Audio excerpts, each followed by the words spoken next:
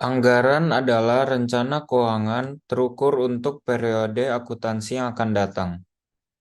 Anggaran pribadi adalah alat yang dapat membantu kita mencapai tujuan keuangan kita. Masing-masing dari kita memilih bagaimana menggunakan uang kita. Dengan kondisi dunia seperti sekarang ini, mengelola keuangan pribadi harus menjadi prioritas utama setiap orang. Membuat keputusan keuangan yang bijaksana tidaklah mudah. Memiliki anggaran akan membuat kita sadar akan pembelian kita, karena kita akan memiliki panduan untuk membantu kita menentukan apakah keuangan kita masih dalam keadaan baik. Memiliki anggaran adalah langkah pertama menuju kebebasan finansial.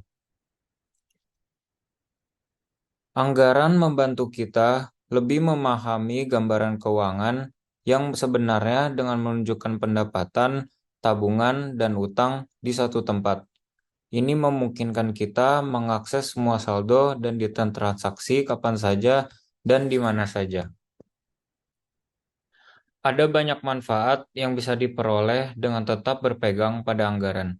Namun, mematuhi anggaran sulit bagi banyak orang karena biasanya berarti menolak keinginan dan kemewahan yang tidak dapat dijangkau.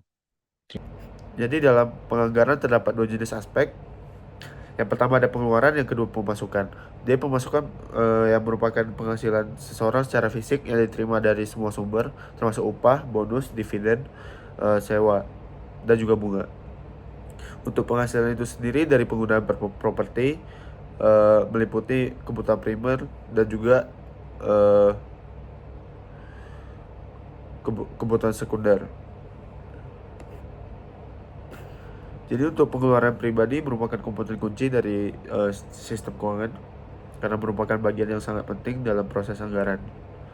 Dengan menyusun dokumen-dokumen penting ini dan mengurutkannya berdasarkan kategori, kita akan menuju pengeluaran bulanan yang biasa kita keluarkan. Kita juga dapat menentukan di mana biasanya kita akan mengeluarkan uang terlalu banyak, dan dengan demikian melakukan tindakan perbaikan untuk minimalkan pengeluaran di waktu berikutnya. Sekarang saya akan menjelaskan tentang tabel 1. Berikut adalah laporan budget dan actual income expense dari subjek penelitian kami. Tabel 1, budget income dan expense. Source of income, salary 5,5, side job 1 juta, side job 2 1 juta, bisnis 2 juta, ditotalin jadi 9,5.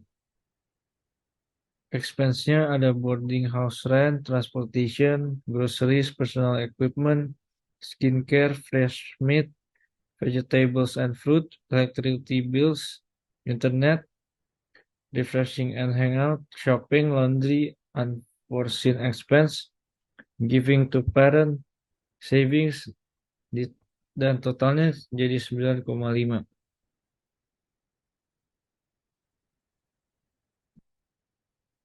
Budget yang dirancang oleh Miss X sudah bagus karena sudah mengkaji seluruh aspek pengeluaran yang memungkinkan, serta memberikan alokasi untuk savings serta budget untuk orang tua. Sementara realisasi anggaran yang terjadi adalah sebagai berikut. Berdasarkan tabel actual budget ini, didapatkan bahwa income actual ternyata lebih rendah daripada income yang ada pada budget, di mana income dari budget yang dianggarkan adalah 9.500.000, sementara income actual yang diperoleh hanya 8.800.000.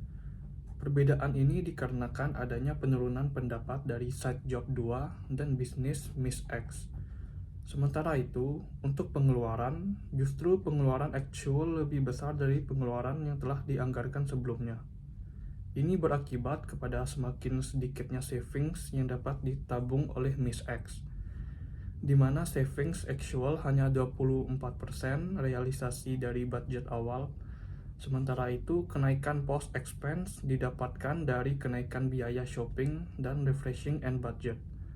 Dari laporan ini akan ada beberapa perubahan pada pos pengeluaran, yaitu sebagai berikut. Jadi, kita sekarang akan membahas tabel 3, yaitu saran anggaran.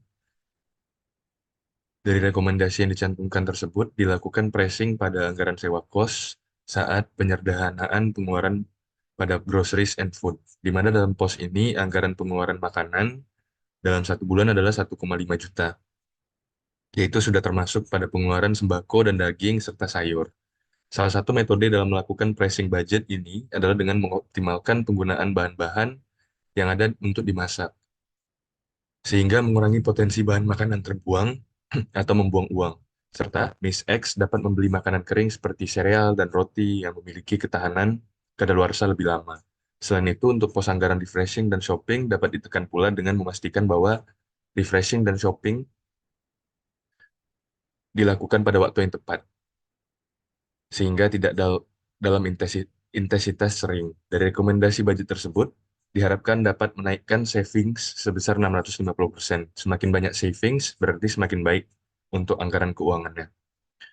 Jadi secara konklusi, eh, kita harus memastikan untuk disiplin anggaran dengan mencatat setiap pembayaran sesuai anggaran. Sertakan tanggal untuk melacak dan hindari pengeluaran tak perlu. Bandingkan pendapatan dan pengeluaran aktual dengan anggaran, catat selisihnya, dan identifikasi area pengendalian.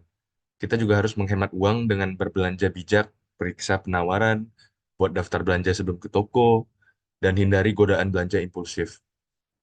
Atur belanjaan seminggu sekali dan batasi kunjungan ke toko untuk menghindari pembelian tak terencana.